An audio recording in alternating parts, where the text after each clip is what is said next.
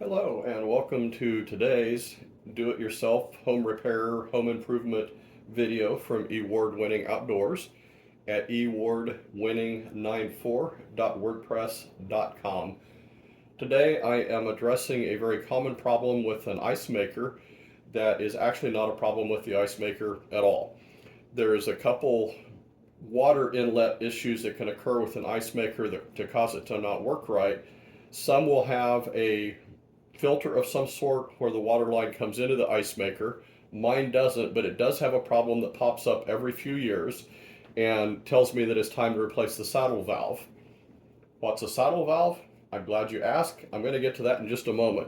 But the first sign that I usually see is a very weak, pathetic stream of water coming out of the water dispenser there. And at the end of this project, I will show you what it looks like after we replace the valve.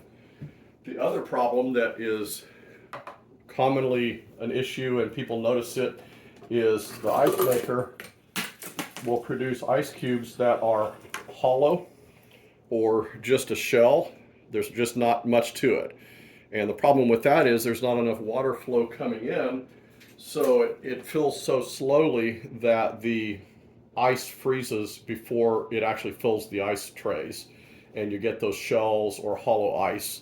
And that's almost always a sign of inadequate water flow into the ice maker. So let's step to the other room, and I'm going to show you a saddle valve and tell you a little bit about that, and then we'll go replace one. And I will say that the replacement process that I'm going to do is actually installing a whole new one. So if you're starting from scratch, it's the same process. So what is a saddle valve and what's the point of it? Well, saddle valve is a way to tap into a copper pipe to run a supply for a ice maker or similar. I think something I saw made reference to possibly using them on evaporative coolers, but the most common place I've seen them used is on an ice maker, and it consists of several parts here. There's actually a little insert here for a compression fitting that I'm not using right now. I'll come back to that at the very end. I'm going to demonstrate this on the table because where I actually need to replace it is in a corner of the basement ceiling that would be very shadowy and hard to get a camera angle where you can actually see anything other than the back of my hands. But the main components of the valve itself here, there's two bracket pieces, one of which has a threaded hole in it, and then the actual valve here has a T-handle that when you screw it down, there's a spike that comes out. So you want to make sure that spike is reversed or backed out all the way to where there's nothing sticking past the end of the valve initially. That will thread into the top of this bracket here, and you want it doesn't have to make a seal at this point, but you do want it fairly snug. And then on the bottom side of the bracket, there's a rubber gasket that will slide right into there. And what this is going to do, you're going to put these two parts around the pipe that you want to tap into, and this will be a cold water pipe, someplace that's accessible. And there's two big screws that come with it. They'll screw into place, and I'm not going to tighten these all the way down right now because it'd be really boring to watch me turn this screw about 200 turns. But once you screw that down snug, this rubber gasket will make a seal against the pipe.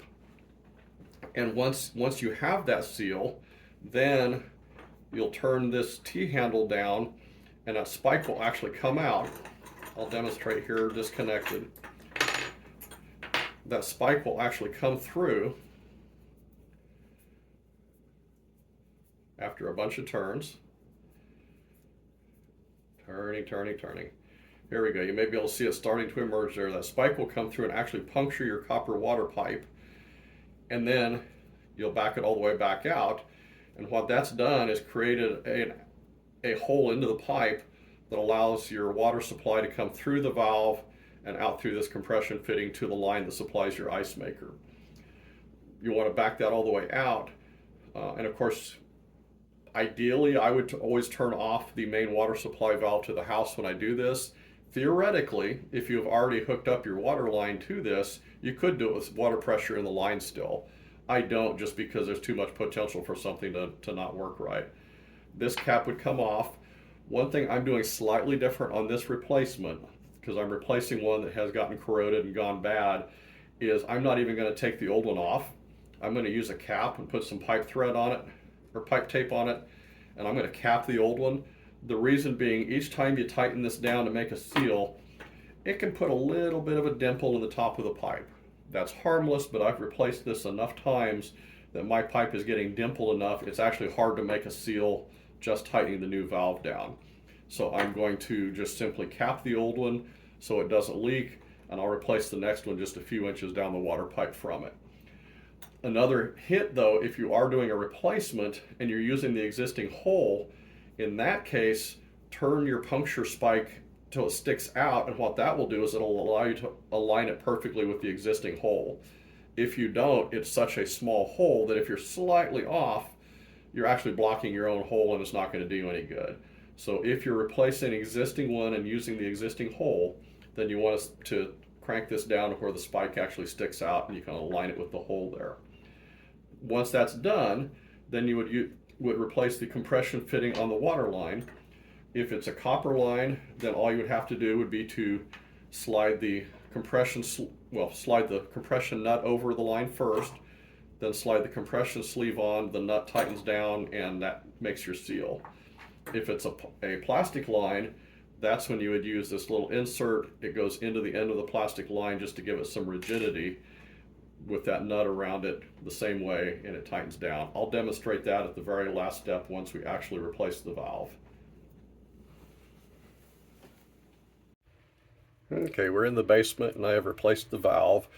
I slid the nut over the plastic line here, then slid on the compression fitting, and then this piece goes in the end, and then that will thread into the valve. Something like this. Okay, a couple final steps I'll do is I will wipe everything dry. So if there's any dripping when I turn the water back on, I will know that it's not just leftover from the project. And then I will put a couple buckets under anything I do just to make sure if it does leak, it doesn't make a mess. You can see up here the capped off old valve, and you can see underneath it's a little bit corroded. That's why it wasn't flowing water well. The brand new one with the water line connected, and in a minute I'm going to turn the water on and then we'll see how it works. Okay, we're back in the kitchen and the project is basically done. When I turned the main water valve to the house back on, I did have a slow drip from where I had capped the old valve. So I just took it off, replaced it with a little more Teflon tape and snugged that down good, and that resolved it. I do leave my buckets under the project for 2 or 3 days just to make sure they stay dry in case some little drip develops. And that's happened a couple times, and if that happens, you don't want to over tighten stuff, but usually if you just slightly snug stuff down a little bit more, that takes care of it. So let's test now and see if there's a difference in the water flow. Yeah, I'd say that's a substantial difference. Don't know how well it shows up on video, but that is definitely an improvement from what I had before. So I would call this project a success. If you are installing an ice maker from scratch, the installation process on the valve is the same thing, whether it's a new one or an old one or whatever. So hope this helps. If you don't mind, go down below and click the like button. And if you'd like to see some more handy do-it-yourself tips, travels, outdoors, various stuff like that, feel free to subscribe and you'll see a lot more cool videos in the future. Appreciate your watching. Have a great day.